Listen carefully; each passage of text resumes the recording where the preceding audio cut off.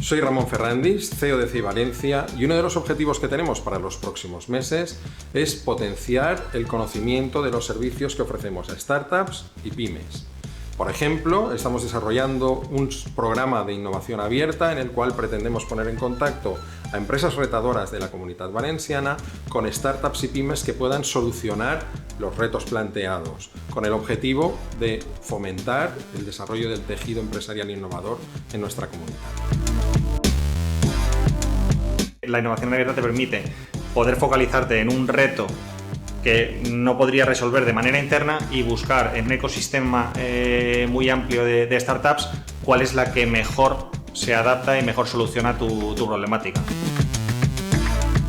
Dentro del equipo tiene que haber comunicación plena, tiene que haber un convencimiento total en el proyecto o en la idea que estás teniendo, y sobre todo ilusión y ganas de que esa idea salga adelante, y siempre pues buscar la colaboración, porque al final una idea, un proyecto no se hace con una persona. El equipo es fundamental para llevar esa idea a cabo y convertirla pues en un proyecto viable o en un éxito. Entendemos que hace falta tener una predisposición y una cultura hacia la innovación. Al mismo tiempo, para aplicar la innovación abierta también hace falta una disposición a compartir información, a abrirse a propuestas externas, a hacer visible parte de tu agenda en innovación, por lo que diría que hace falta, pues eso, por un lado